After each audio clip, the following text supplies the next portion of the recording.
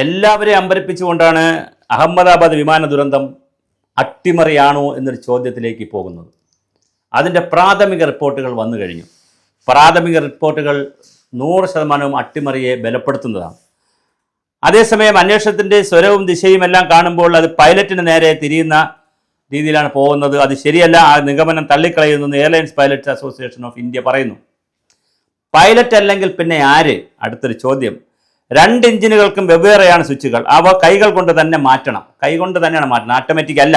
2 എഞ്ചിനുകളുണ്ട്. അപ്പോൾ അവ ബോയിങ്ങിൽ മൾട്ടിപ്പിൾ പ്രൊട്ടക്ഷൻ സംവിധാനവുമുണ്ട്. ഡിജിറ്റൽ എഞ്ചിൻ കൺട്രോൾ സംവിധാനം സോഫ്റ്റ്വെയർ നിയന്ത്രണത്തിലുള്ളതാണ്. ഇന്റേണൽ നെറ്റ്വർക്കിൽ കടന്നു കയറി പ്രത്യേക കമാൻഡ് ഇഞ്ചക്ട് ചെയ്തെങ്കിൽ അട്ടിമറിയാണ്. ഇതാണ് അതിൻ്റെ ബലപ്പെടുത്തുന്ന കാര്യങ്ങൾ.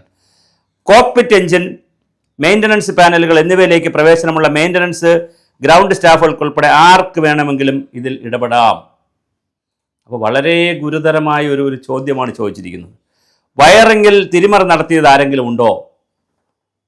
എഞ്ചിൻ സമയത്ത് ഓൺ ചെയ്യാത്തതിൻ്റെ പ്രശ്നമുണ്ടോ?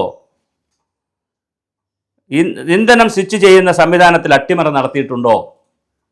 2018 US federal aviation administration Boeing 737 ശ്രേണിയിലെ ഇന്ധന നിയന്ത്രണ സ്വിച്ചുകളുടെ ലോക്കിംഗ് ഫീൽഡ്സിൻ്റെ അപാകത സംബന്ധിച്ച് മുന്നറിയിപ്പ് നൽകിയിരുന്നു. ബോയിങ് 787 വിമാനത്തിനും സമാന സ്വിച്ച് സംവിധാനമാണ് ഉള്ളത്. അപ്പോൾ ഇങ്ങനെ ഇതെല്ലാം അറിഞ്ഞു വച്ചുകൊണ്ട് എവിടെയാണിത് പിഴച്ചത്? 2 കാര്യങ്ങൾ നമുക്ക് അറിയേണ്ടി വരും.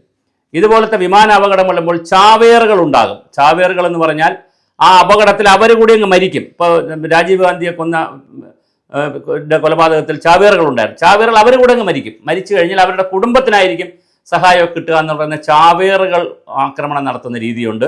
അങ്ങനെ അല്ലെങ്കിൽ ഈ പൈലറ്റിന് അപകടം ഉണ്ടായാൽ, ബോധപൂർവമാണ് പൈലറ്റ് ഇടപെട്ടിട്ടുള്ളതെങ്കിൽ അപകടം ഉണ്ടായാൽ പൈലറ്റിന് മരിക്കാമല്ലോ. അങ്ങനെ ആയാൽ പൈലറ്റിൻ്റെ കുടുംബത്തിന് സഹായം കിട്ടട്ടെ എന്നുള്ളതാണോ? അങ്ങനെയും ഒരു ചിന്തയുണ്ട്. മറ്റൊരു ചിന്ത വരുന്നത് മറ്റ് സഹപ്രവർത്തകർ ഇതിനകത്ത് എന്തെങ്കിലും കളിച്ചിട്ടുണ്ടോ? എന്തായാലും വളരെ വളരെ ഞെട്ടിക്കുന്ന വിവരങ്ങളാണ് അന്വേഷണ റിപ്പോർട്ടിൽ വന്നുകൊണ്ടിരിക്കുന്നത്. പൈലറ്റുമാരുടെ സംഭാഷണം തന്നെ പുറത്തു വന്നിട്ടുണ്ട്. അപ്പോൾ ഗൗരവമായ രീതിയിലാണ് ഈ വിഷയം ചർച്ച ചെയ്യപ്പെടുന്നത്. മുഖ്യ പൈലറ്റ് സുമിത് സബർവാളിൻ്റെയും സഹ പൈലറ്റ് കീവ് കുന്ദേറിൻ്റെയും പിരിമുറുക്കമുള്ള സംഭാഷണം തെളിവായി പുറത്തു വന്നിട്ട് കോക്പിറ്റ് വോയിസ് റെക്കോർഡറിൽ നിന്ന് അത് ലഭിച്ചിട്ടുണ്ട്. തീർച്ചയായിട്ടും എന്തിനാണ് കട്ട് ഓഫ് ആക്കിയതെന്ന് ഒരാൾ ചോദിക്കുന്നതും ഞാൻ അങ്ങനെ ചെയ്തിട്ടില്ല എന്ന് മറ്റേയാൾ പറയുകയും, അപ്പോൾ അതിനകത്തൊരു വലിയ ട്വിസ്റ്റ് ഉണ്ട്. എന്തിനാണ് എഞ്ചിൻ കട്ട് ഓഫ് ആക്കിയതെന്ന് ചോദിക്കുന്നു. അപ്പോൾ അടുത്ത ആൾ പറയും ഞാൻ അങ്ങനെ ചെയ്തിട്ടില്ല എന്ന് പറയുന്നു. അപ്പോൾ ഇതിൻ്റെ ഇടയ്ക്കുള്ള സംഭാഷണം കിടക്കുന്നതിനെ പിടിച്ചുകൊണ്ട്, കാരണം 2 പേരും ജീവിച്ചിരിപ്പില്ല.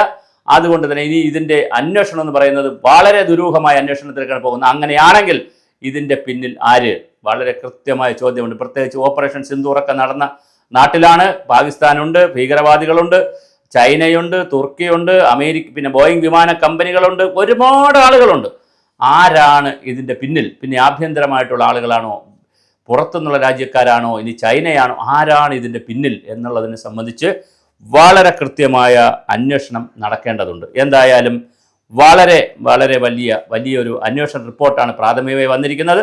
തുടർ റിപ്പോർട്ട് വരുമായിരിക്കും. പക്ഷേ അട്ടിമറി സാധ്യതയാണ് ഇപ്പോൾ മുന്നോട്ട് നീങ്ങുന്നത്. എന്തായാലും അഹമ്മദാബാദ് വിമാന അപകടത്തിൽ എല്ലാവരും മരിച്ചു എന്ന് മാത്രമല്ല 10-50ഓളം ആളുകളെ, അത് വീണ ഹോസ്റ്റലിലുള്ള ആളുകളെയും ഒക്കെ കൊന്നു. വിദ്യാർത്ഥിനികളെ ഒക്കെ മരിച്ചു.